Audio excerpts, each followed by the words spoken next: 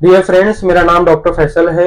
मैं एक यूनानी फिजिशियन हूं और मेरा क्लिनिक मुंबई के पायधुनी इलाके में रतन गांधी हब्स के नाम से है। आज का हमारा टॉपिक ऑस्टियोआर्थराइटिस है। ऑस्टियोआर्थराइटिस ये आज बहुत कॉमन होता जा रहा है। बहुत कम उम्र के यानी 40-45 साल की उम्र के लोग भी इससे मुतासिर हो रहे हैं। ऑस्टियोआर्थराइटिस किसे कहते हैं, इस मर्ज के असबाब, इसकी अलामात, इससे बचने के लिए एहतियाती तदाबीर और इस मर्ज का क्या यूनानी इलाज है, आज सब हम इस वीडियो में डिस्कस करने वाले हैं। इस वीडियो का जो सबसे अहम पार्ट है वो ऑस्टियोआर्थराइटिस का इलाज का पार्ट है। यानी इस मर्ज में इलाज के सिलसिले में मैं आप लोगों से 3 नुस्खे डिस्कस करने वाला हूं। तो आइए इस वीडियो को शुरू करते हैं। दोस्तों, ऑस्टियोआर्थराइटिस ये एक बहुत ही कॉमन जॉइंट डिसऑर्डर है। हमारे जिस्म में दो हड्डियों के बीच में एक प्रोटेक्टिव लेयर होती है जिसे कार्टिलेज कहा जाता है। ये कार्टिलेज दो हड्डियों के बीच में कुशन यानी गादी का काम अंजाम देती है और दोनों हड्डियों की आपस में रगड़ से हिफाजत करती है।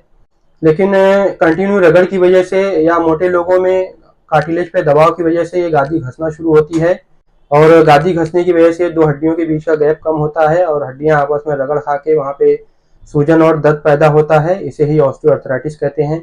वैसे तो यह मर्ज जिसमें ज्वाइंट के किसी भी हिस्से को मुतासिर कर सकता है, मगर इसमें hip joint, knee joint, spine joint और हैंड ज्वाइंट बहुत ज़्यादा कॉमन है। इस मर्ज के असबाब में पहले नंबर पर है एज फैक्टर। बहुत ज़्यादा उम्र होने के बाद बॉडी में डीजनरेटिव चेंजेस की वजह से ये मर्ज लाक हो सकता है। दूसरे ओबेसिटी, मोटापे की वजह से हड्डियों पर और गादी पर दबाव की वजह से भी ये तकलीफ पैदा हो सकती है। और तीसरे नंबर पर है इंजरी या किसी मार या चोट की वजह से भी ये बीमारी पैदा हो सकती है। अब इस मर्ज में अलामात के तौर पर मकामी तौर पर दर्द और सूजन का पाया जाना बहुत ज़्यादा कॉमन है। एहतियाती तदाबीर के तौर पर आपको कैल्शियम और प्रोटीन वाली डाइट इस्तेमाल करना है। अगर आपका वजन बहुत ज़्यादा बढ़ा हुआ हो तो वजन कम करने की कोशिश करें।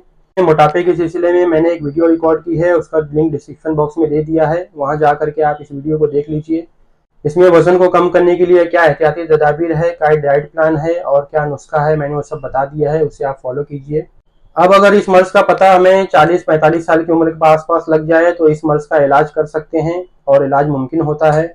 लेकिन अगर उम्र बहुत ज़्यादा हो, 50-55 के आसपास की उम्र में अगर इस मर्ज का पता चले तो इस उम्र में हड्डियां बहुत ज़्यादा कमज़ोर हो चुकी होती हैं और मर्ज क्रोनिक स्टेज पर पहुंच चुका होता है। तो इस मर्ज में सिर्फ यूनानी दवाओं के इस्तेमाल से हम सिम्टम्स को रोक सकते हैं, दर्द और सूजन को कम कर सकते हैं और इस मर्ज को और ज़्यादा आगे बढ़ने से रोका जा सकता है।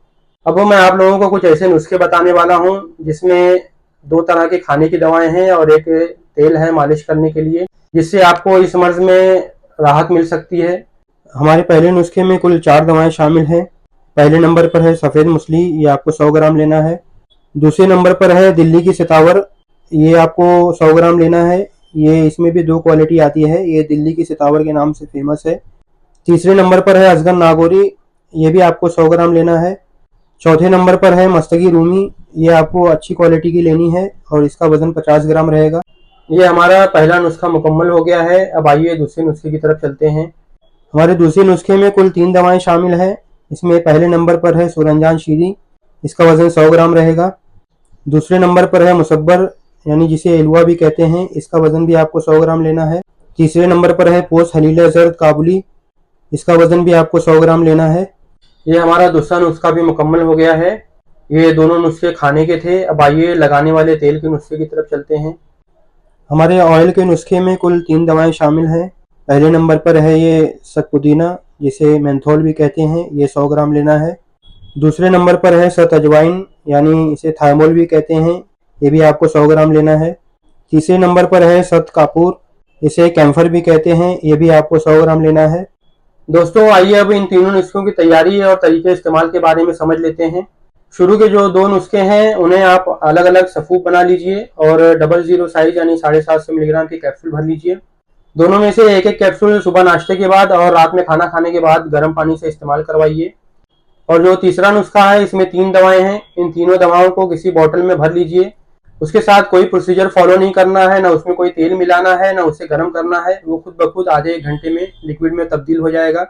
इस तेल को आप दिन में 2 मरतबा दर्द की जगह पर या सूजन की जगह पर इस्तेमाल कर सकते हैं। बेहतर यह है कि तेल इस्तेमाल करने से पहले आप हॉट और कोल्ड वाटर थेरापी कर लें।